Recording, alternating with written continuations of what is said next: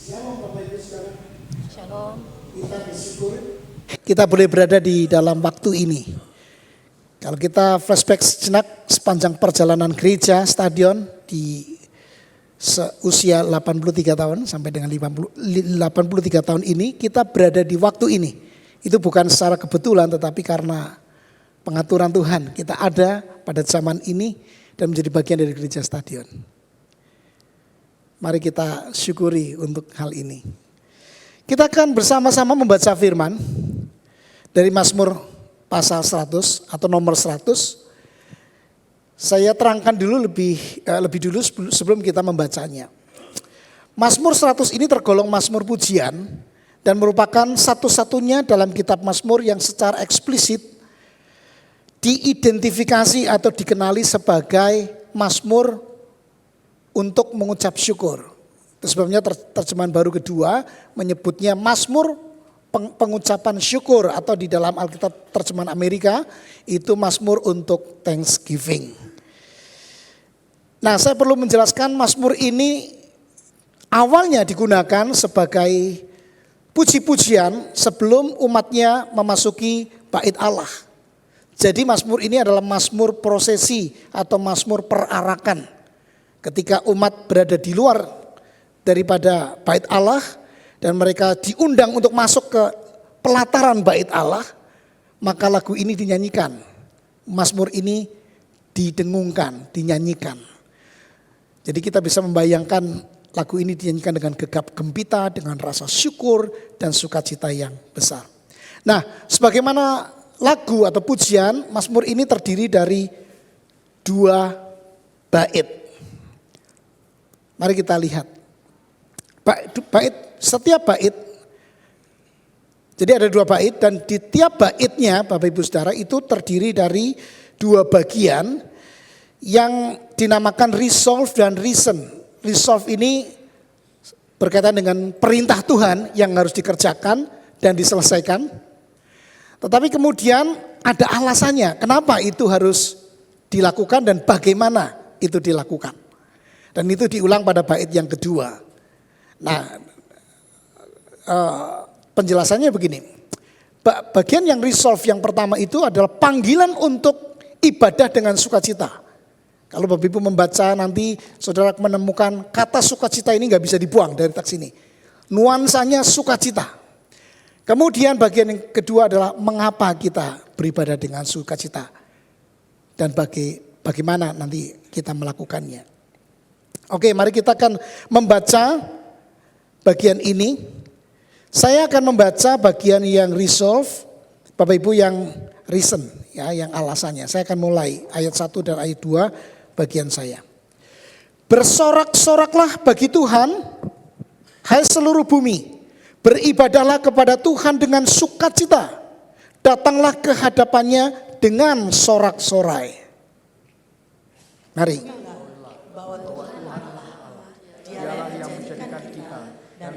Dialah umatnya dan kawan domba gembalaannya.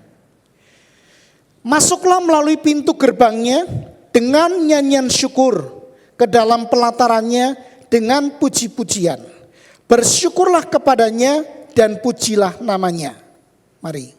Sebab Tuhan itu baik, kasih setianya untuk selama-lamanya, dan kesetiaannya tetap turun-temurun. Bapak Ibu Saudara, usia gereja kita tahun ini 83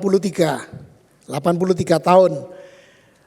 Maka kalau dihitung jumlah ibadah minggunya, berarti ada kisaran 4.316. Itu kalau 50 dalam setahun kan 52 kali, kemudian kali 83. Jadi jumlahnya kira-kira sebegitu. Tapi mungkin kalau ada hitungan tahun kabisa dan sebagainya tambah-tambahan, kisarannya 4.300. Jadi ini jumlah yang sangat banyak nih. 83 tahun kita telah menyelenggarakan 4.000 sekian ibadah di hari Minggu. Belum lagi kalau ibadah di hari Minggu itu ada 3 kali atau 4 kali. Ya. Saya sendiri baru bergabung 10 tahun yang lalu, berarti kisaran 520 kali ibadah saya ikuti di gereja stadion ini. Mungkin lebih karena 3 kali, 4 kali mengikuti ibadah minggu. Teman-teman yang melayani di bidang musik juga lebih banyak lagi dari yang lain barangkali. Nah, Bapak Ibu Saudara, yang ingin saya katakan begini. Kita jangan bangga gitu ya kalau kita banyak mengikuti ibadah di gereja. Itu tidak penting. Tetapi yang lebih penting adalah apakah ibadah kita itu sudah sesuai dengan yang dikehendaki Tuhan. Apakah ibadah kita itu sungguh-sungguh memuliakan Tuhan. Bukan banyaknya berapa kali ibadah kita lakukan, tetapi apakah ibadah kita lakukan sesuai dengan kehendaknya dan memuliakan Tuhan. Dan seperti teks firman Tuhan hari ini, apakah ibadah kita sudah kita laksanakan dengan sukacita? Saya harus mengakui mungkin cukup banyak peristiwa dalam kehidupan kita yang bisa merebut sukacita dari hidup kita. Tetapi pengalaman-pengalaman kita tidak pernah memungkiri atau menghilangkan kehendak Tuhan untuk kita beribadah dengan sukacita. Perintahnya tidak berkurang sedikit pun hanya karena pengalaman hidup kita yang mungkin tidak baik. Seorang pengkhotbah bernama Spurgeon pernah mengatakan kalimat yang sangat bagus ini. Tuhan kita atau Allah kita yang penuh sukacita seharusnya disembah oleh umat yang penuh sukacita. Jadi Tuhan itu pribadi yang penuh dengan sukacita. Karena itu kita harus menyembah Dia dengan sukacita. Semangat yang ceria selaras dengan sifatnya, tindakannya, dan rasa syukur yang seharusnya kita pelihara atas kemurahannya. Jadi Bapak Ibu Saudara, sukacita kita itu selaras dengan sukacita Tuhan. Kalau kita menyelenggarakan di dalam ibadah dan kita bersukacita karena Tuhan, itu selaras atau sesuai dengan sifat-sifatnya. Bahkan ketika Dia melakukan begitu banyak kehendaknya, semua dilakukannya di dalam sukacita. Nah, dari Mazmur nomor 100 ini kita akan belajar, akan berfokus kepada dua hal yang tadi secara struktur sudah disampaikan, yaitu ada resolve dan reason. Tetapi saya akan mulai dengan reason, alasannya dulu. Karena begini saudara, kita kalau tidak tahu mengapa, maka bagaimananya ini bisa salah. Jadi mengapa itu sesuatu yang mendasari bagaimana. Kalau kita salah memahami tentang Allah, salah memahami tentang ibadah, ya kita juga akan melakukan ibadah dengan salah. Nah, karena itu saya balik penjelasannya. Ya, yang pertama kita akan mencari tahu mengapa kita harus beribadah dengan sukacita, dan yang kedua nanti bagaimana kita melakukannya. Saudara, mari kita perhatikan ayat yang ketiga dari Mazmur 100 ini. Di sana dikatakan demikian. Ketahuilah bahwa Tuhanlah Allah. Dialah yang menjadikan kita dan dialah kita, umatnya dan kawanan domba gembalaannya. Saudara, penting untuk tahu, mengenal dan mengingat siapa Tuhan yang kepadanya kita datang untuk beribadah. Perintah di dalam Mazmur ini yang berada di tengah-tengah itu, ketahuilah, kalau di dalam terjemahan yang lain itu kenallah, atau di dalam terjemahan bahasa Indonesia sehari-hari, ingatlah. Siapa yang perlu kita tahu, kita kenal dan kita ingat? Tuhan Allah yang kepadanya kita beribadah. Saudara, pemazmur memasukkan kata ini, mengenal, itu bukan tidak sengaja gitu ya. Artinya ini kalimat yang nggak ada artinya gitu. Ini dalam sekali Bapak Ibu Saudara. Dengan memasukkan kata ini, Mazmur tersebut memberitahu kita bahwa ibadah kepada Allah harus didasari pada pengenalan akan Allah. Nah, Allah yang seperti apa? Di ayat ini kita ketemukan dua hal. Yang pertama, Allah sebagai pencipta, dan yang kedua, Allah sebagai penebus. Bapak Ibu Saudara yang dikasihi Tuhan, mari kita lihat bagian yang pertama yang pencipta itu. Saudara, John Calvin di dalam bukunya Institutio mengatakan begini, hasil alami dari mengenal Tuhan adalah mengenal diri sendiri. Dan bahwa satu-satunya cara kita benar-benar mengenal diri kita adalah dengan mengenal Tuhan. Mengenal Tuhan dan mengenal diri kita selalu berjalan beriringan. Saudara, kalau kita mengenal Tuhan Sang Pencipta, Dia yang menjadikan kita akan sadar siapa kita. Kita bukan siapa-siapa tanpa Tuhan. Kalau kita ada di dalam dunia saat ini, di sini, dalam waktu ini, itu karena Tuhan. Memang Tuhan menciptakan kita melalui orang tua. Orang tua kita melahirkan kita. Tetapi orang tua hanyalah alat, sedangkan Tuhan yang menghendaki kita ada di dalam dunia ini. Sehingga kalau kita sadar kita ada karena Tuhan, harusnya kita menjadi orang yang tahu diri. Mengenal diri siapa yang tidak pernah layak untuk datang kepada Tuhan.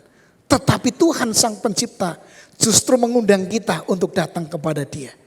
Maka akan ada rasa kagum, ada rasa hormat, ada rasa satu sukacita. Saya terpilih sebagai umat yang menyembah Tuhan Sang Pencipta.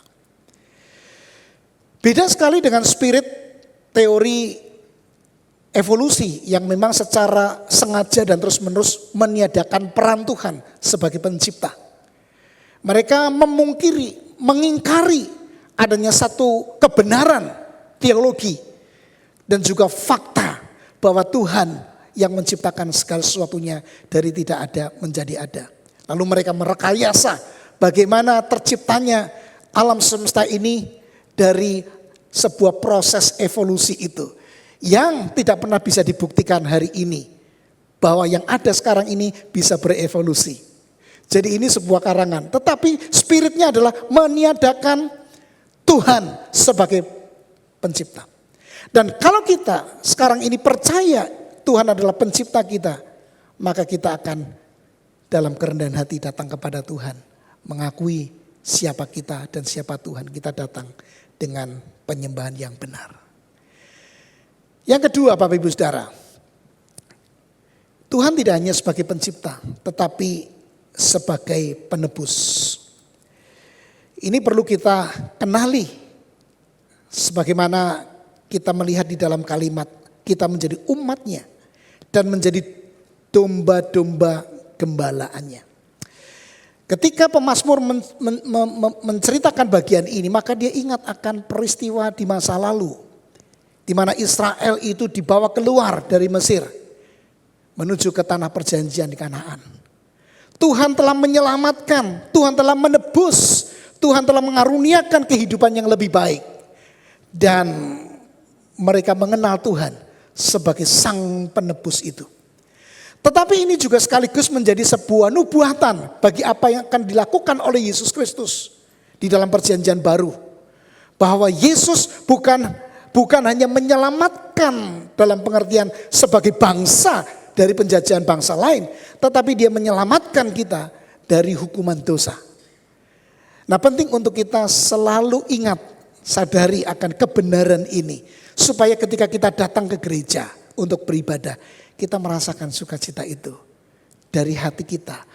Ada ucapan syukur dalam diri kita. Karena apa? Dia yang menciptakan kita ada di dunia pada zaman ini. Dia juga yang telah memilih kita untuk diselamatkan di dalam Yesus. Bapak Ibu Saudara dan saya menjadi orang-orang yang mengenal Yesus, percaya kepada Yesus dan menerima keselamatan itu anugerah banget. Kemurahan Tuhan yang begitu besar.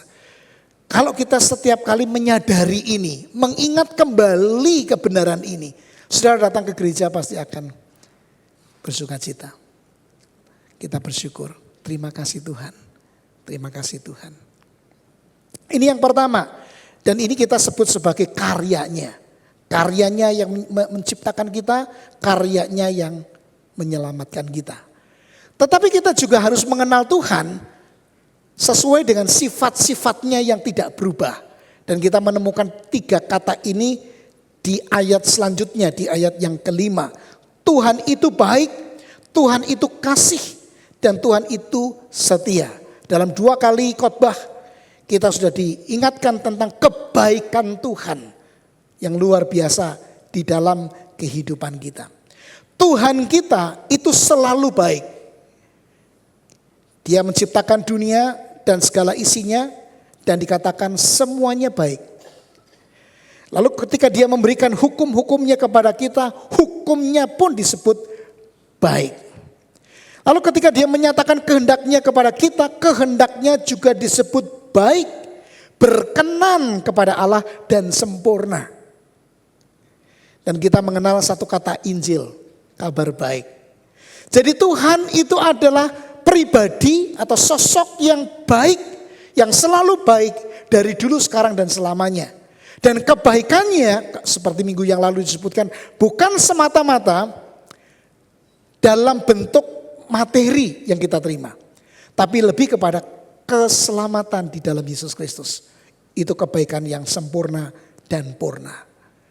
Dan bagaimana Allah yang mengasihi kita itu nyata di dalam Yesus Kristus. Yang kemudian juga memelihara kesetiaan kita.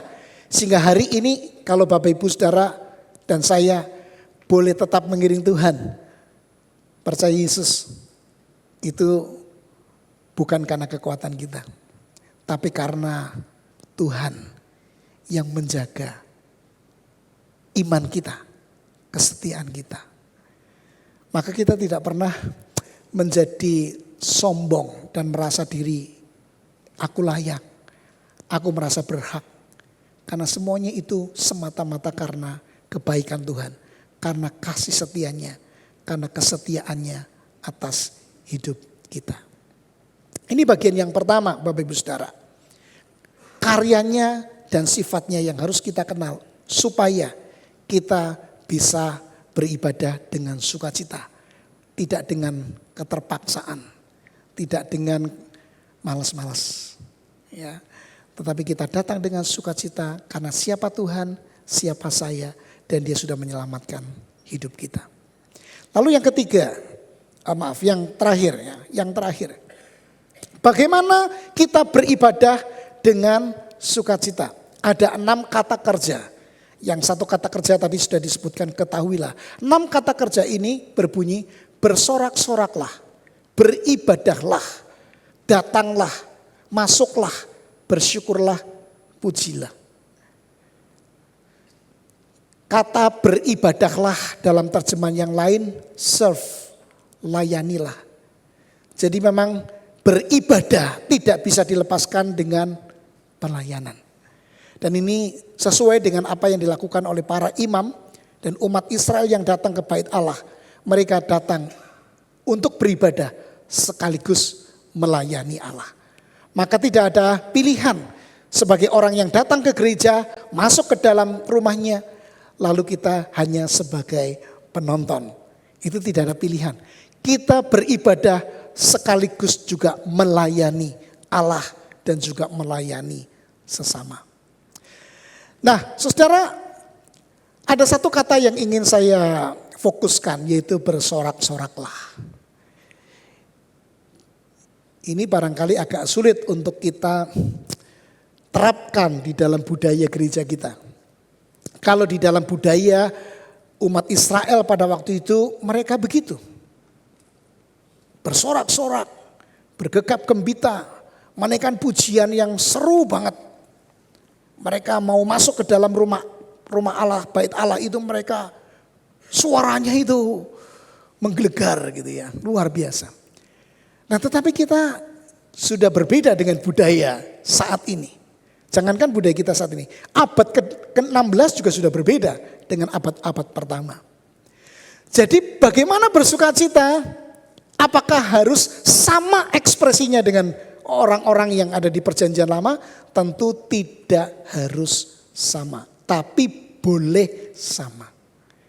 Beberapa waktu lalu saya mendengar anak remaja, pemudi yang ngomong sama mamahnya. Mah, itu baru minggu yang lalu ya. Mah, saya heran. Lagu-lagunya sudah riang gembira, kenapa jemaatnya tidak tepuk tangan, tidak riang gembira. Ya saya katakan kepada mamanya, ya itu budaya kita. Ya, budaya kita.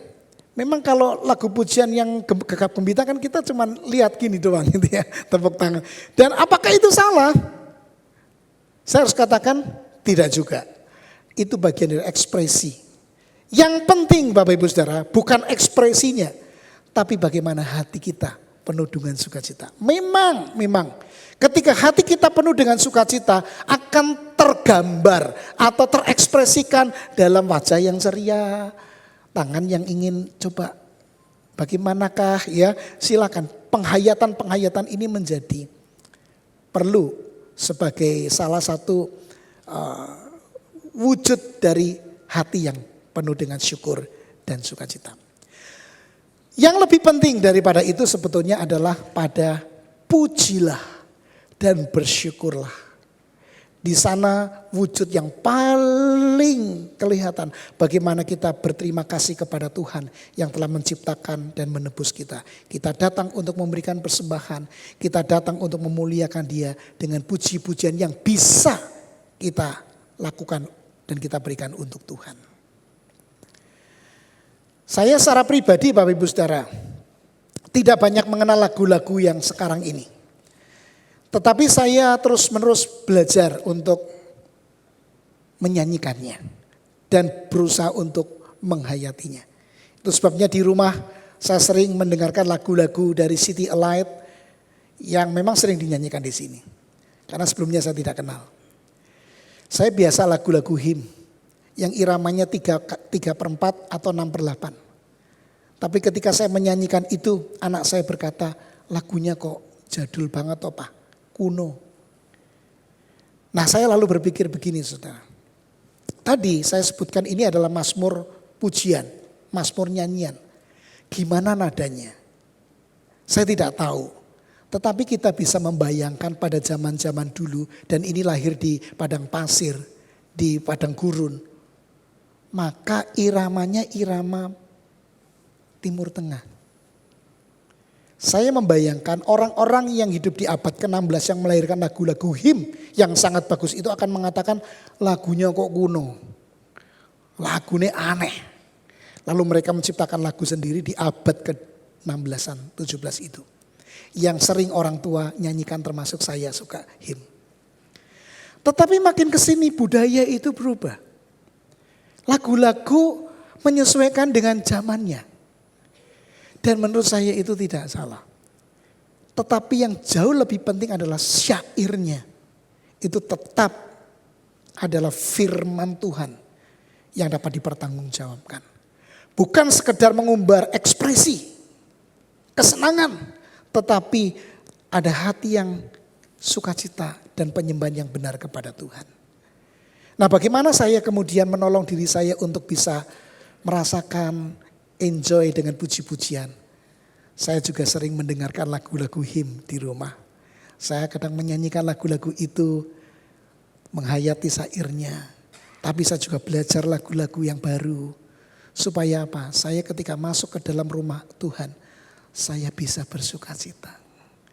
Saya bisa menghayati setiap puji-pujian itu sebagai cara saya menyembah Tuhan.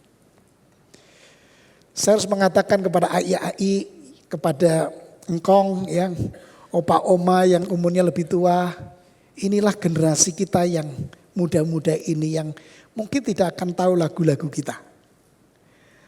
Mari kita beradaptasi, menolong mereka untuk bisa bertumbuh. Sehingga mereka juga bisa bersukacita di dalam Tuhan, dalam penyembahan yang benar kepada Tuhan. Prinsipnya cuma satu, mari kita kembali kepada firman Tuhan. Bukan soal ekspresi, tetapi apa kata firman Tuhan. Ketika kita mengenal Tuhan, kita menyembah karena Dia Tuhan yang menciptakan kita, menebus kita, dan yang begitu baik memelihara hidup kita. Rasa syukur itu ada di dalam hati kita. Sehingga itu akan menyatukan berbagai perbedaan, Bapak Ibu Saudara.